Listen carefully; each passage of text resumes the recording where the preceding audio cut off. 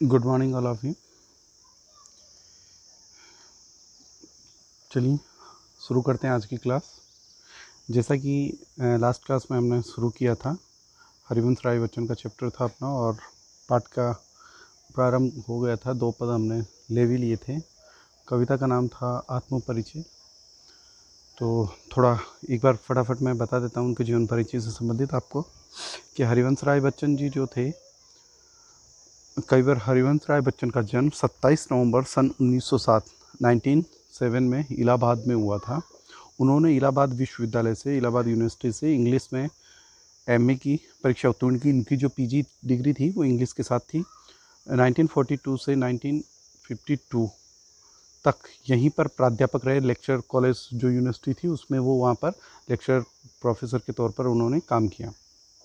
उन्होंने कैम्ब्रिज विश्वविद्यालय इंग्लैंड से पीएचडी की उपाधि, जो पीएचडी की वो कैम्ब्रिज विश्वविद्यालय से की थी उन्होंने। अंग्रेजी कवि कीट्स पर उनका शोध कार्य बहुत चर्चित, जो रिसर्च थी इनकी पीएचडी का टॉपिक था, वो रिसर्च इन्होंने किस पे करी, कवि कीट्स को लेके की थी।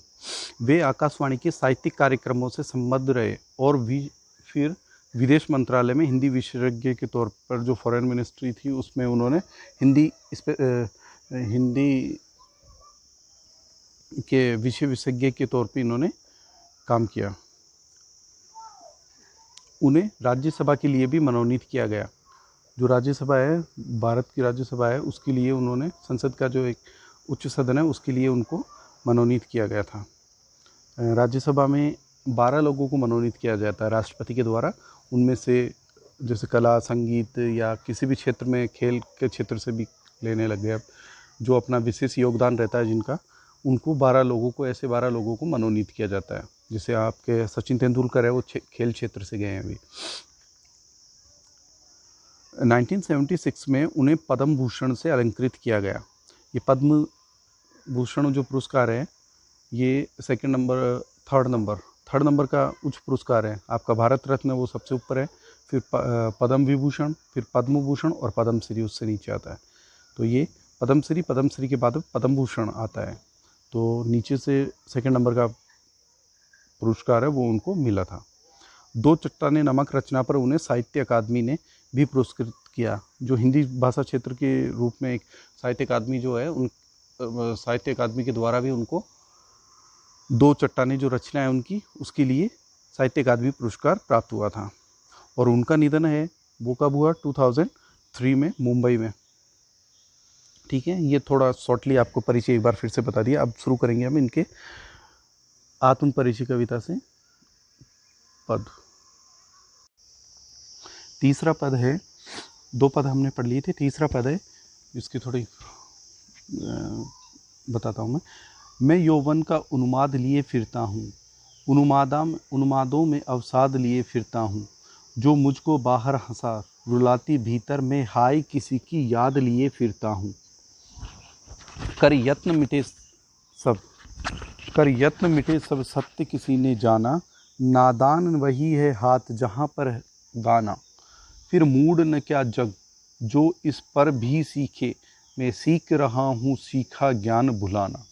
ये कविवर हरिवंश राय बच्चन का तीसरा पद है। आत्म परिचय से थोड़ा शब्दार्थ पे बात करते हैं।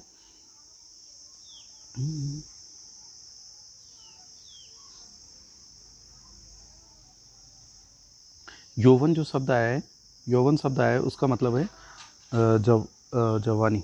ठीक है, जवानी, युवा अवस्था जो होती है, मतलब जवानी। ठीक। उन्माद एक शब्द आया है। उन्माद जो शब्द है उसका अर्थ होता है, मतलब किसी चीज़ में पूरी तरह से डूब जाना है, पागलपन की हद जो होती है, पागलपन कह सकते हो आप, पागलपन। ठीक है, पागलपन, उन्माद लिए फिरता हूँ। और अवसाद जो शब्द आया है, अवसाद शब्द का अर्थ है अवसादग्रस्त, मतलब कहते हैं कि किसी चीज़ की वजह से हम उदास होते हैं या थोड़ा मन खुश नहीं होता है, तो वो अवस्था कहलाती है अवसादग्रस्त अवस्था। अवसाद का मतलब होता है उदासी या खेद, उदासी कह सकते हैं आप। उदासी की जो स्थिति है वो होती है, उदासी की जो कंडीशन है वो आप अवसाद इसके लिए काम में ले सकते हैं। उदास जो मन है आपका, उसको अवसादग्रस्त मन कह सकते हैं। ठीक है, अब और शब्द लेते हैं, थोड़ा जो कठिन शब्द आपको थोड़ा कठिन शब्द लग रहे हैं उनमें से और लेते हैं। यत्न जो है, यत्न शब्द लिया गया है इसमें। यत्न शब्द, यत्न, यत्न का मतलब होता है प्रयास। ट्राई जो कहते हैं हम कि ट्राई करो, इसके लिए प्रयास करो, तो वो है प्रयास। यत्न यानी प्रयास। नादान, नादान जो शब्द आया है, नादान शब्द का अर्थ है, किसको कहेंगे नादान? ना समझ, जिसको समझ कम हो उस व्यक्ति को हम कहेंगे नादान। जिसको कम समझदारी हो, कम समझदारी वाला, कम समझ जिसमें हो, उसके लिए नादान शब्द काम में ले सकते हैं हम। अनाड़ी या अनाड़ी कह सकते हैं इसे, नादान, ना समझ, अनाड़ी, इस तरह के शब्द हम इसके लिए काम में ले सकते हैं। ठीक है, अब इसकी करते हैं हम व्याख्या करते हैं कि ये किस पाठ्य पुस्तक से लिया गया है। अपने आरोह भाग 2 से में ये संकलित है। और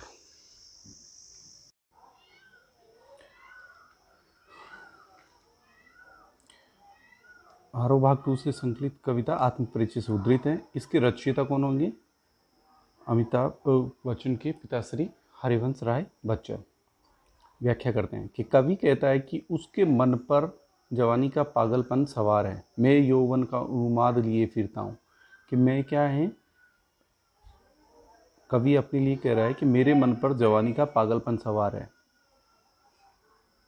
और उन्मादों में अवसाद लिए फिरता हूँ। कि मैं अपनी जो मस्ती है उसी में घूमता रहता हूँ, अपनी मस्ती में ही मैं घूमता रहता हूँ। इस दीवानेपन के कारण मुझे अनेक दुख भी मिले हैं। उन्मादों में अवसाद लिए फिरता हूँ, जो मुझको बाहर हंसा रुलाती भीतर में हाय किसी की याद लिए फिरता हूँ। कि मुझे इस दीवानेपन के कारण अनेक दुख भी मिले हैं और मैं इन दुखों को उठाए हुए घूमता हूँ। कवि को जब किसी प्रिय की याद आ जाती है तो उसे बाहर से हंसी आ जाती है, परंतु उसका मन रो देता है। कि जब कवि को किसी की याद आती है, किसी कोई प्रिय है उसका, उसकी जब याद आती है तो उसे हंसी आ जाती है, लेकिन वास्तविकता क्या है, परंतु उसका मन रो देता है। जो उसका मन है वो अंदर से रो रहा है और बाहर से लोगों को दिखाने के लिए वो हंसी हंस रहा है, लेकिन उसका मन है जो व्याकुल है, दुखी है, और वो मन ही मन में रोता रहता है, लेकिन बाहर लोगों को दिखाने के लिए वो हंसता रहता है। आगे कहते हैं, कर यत्न मिटे सब, कर यत्न मिटे सब सत्य किसी ने जाना, नादान वही हाथ जहां पर दाना। फिर मूड न क्या जग जो इस पर भी सीखे, मैं सीख रहा हूँ सीखा ज्ञान भुलाना। कवि कहते हैं कि संसार में लोगों ने जीवन सत्य को जानने की कोशिश की, परंतु कोई भी सत्य नहीं जान पाया। कर यत्न मिटे, यत्न यानी प्रयत्न या प्रयास, है ना। कि कई लोगों ने सत्य को जानने की कोशिश की, लेकिन फिर भी क्या हुआ, कोई भी उस सत्य को जानने में सफल नहीं हुआ। इस कारण हर व्यक्ति नादानी करता दिखाई देता है। नादान वही है हाथ जहां पर दाना। कि इस कारण क्या है, हर व्यक्ति नादानी करता दिखाई देता है। ये मूर्ख, नादान भी वही होते हैं जहां समझदार व चतुर होते हैं। फिर मूड न क्या जग जो इस पर भी सीखे, मैं सीख रहा हूँ सीखा ज्ञान भुलाना। कि हर व्यक्ति क्या है, वैभव समृद्ध भोग सामग्री की तरफ भाग रहा है, कि वैभवशाली जीवन जीने की तरफ भागता रहता है, लग्जरी लाइफ जीने को वो पीछे पीछे भागते रहते हैं उसके। लेकिन क्या है कि हर व्यक्ति अपने स्वार्थ को पूरा करने के लिए भाग रहा है, वे इतना सत्य भी नहीं सीख सके। कवि कहता है कि मैं सीखे हुए ज्ञान को भूलकर नई बातें सीख रहा हूँ। कि मैंने जो सीखा था उस ज्ञान को भी मैं भुलाकर क्या करना चाहता हूँ, नई बातें सीखना चाहता हूँ। अपने मन के कहे अनुसार चलना सीख रहा हूँ। कि मैं दुनियादारी, जो दुनिया कहती है उसके अनुसार चलना छोड़ रहा हूँ, और मैं अपने मन के अनुसार, किसके अनुसार चलने के लिए कह रहे हैं वो, मैं अपने मन के अनुसार चलने की कोशिश कर रहा हूँ। मैं अपने मन के अनुसार चलने की कोशिश कर रहा हूँ, ये कह रहे हैं कवि। तो ये थी इस पद की व्याख्या। मैं थोड़ा इसको आपको इसमें शामिल कर देता हूँ, इसकी व्याख्या, ताकि थोड़ा इजी हो जाएगा आपके लिए, है ना। आप थोड़ी दोबारा से इस वीडियो को देखकर इसकी व्याख्या जो है वो यहाँ से देख सकेंगे, आपके लिए थोड़ा आसान हो जाएगा। ये व्याख्या है और ये अपने पहले पद की पूरी व्याख्या है यहाँ तक। तो आप इस व्याख्या को, ये शब्दार्थ कठिन शब्दार्थ जो आपको समझ में नहीं आया वो शब्द यहाँ से देख लीजिएगा और व्याख्या ये आपको यहाँ से मिल जाएगी पूरी। ठीक है, इस व्याख्या को थोड़ा 1-2 बार रिपीट करेंगे तो थोड़ा समझ में आएगा, क्योंकि हिंदी थोड़ा हो सकता है आपके लिए परेशानी भरी रहती है, लेकिन आसान हो जाएगा फिर भी आपको, अगर आप बार बार इसको थोड़ा पढ़ोगे देखोगे तो आसान हो जाएगा।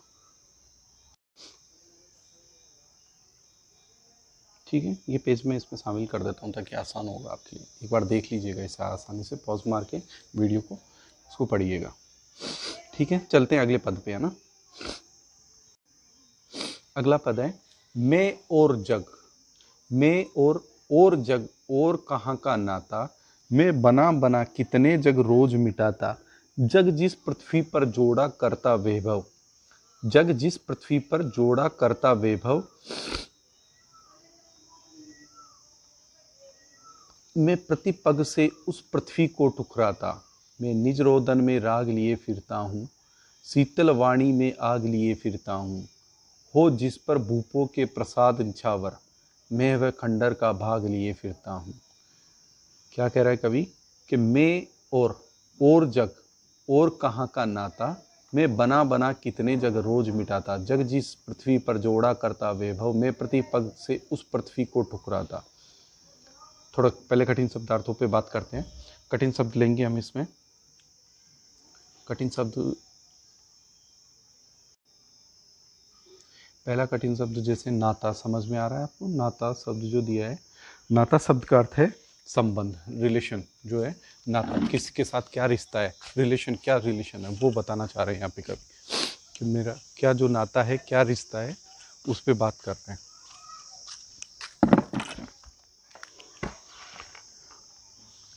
नाता यानी रिश्ता, रिलेशन। ठीक है, नाता यानी रिश्ता या संबंध, संबंध भी कह सकते हैं आप।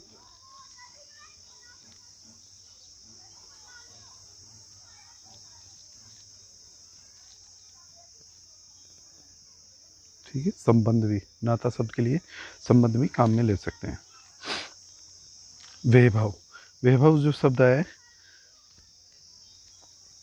उसका अर्थ है समृद्ध। समृद्ध मतलब कि जैसे पूरा अपने, समृद्ध जो शब्द है उसका अर्थ है संपन्न, है ना। वैभव, समृद्ध, संपन्न।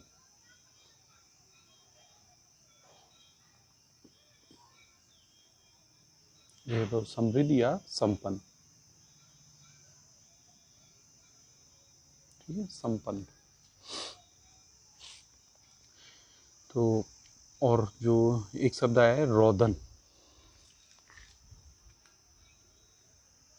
रोदन, रोदन शब्द का अर्थ है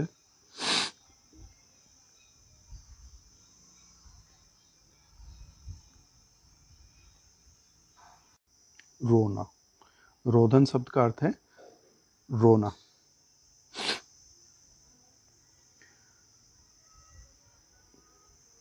पग जो शब्द आया है उसका अर्थ है पैर। ठीक है, अब आगे चलते हैं। भूप जो शब्द आया है, भूप, भूप शब्द का अर्थ है राजा जो होते हैं उनके लिए भूप शब्द काम में लिया जाता है। भूप यानी राजा, भूप यानी राजा, राजा के लिए भूप शब्द काम में लिया जाता है।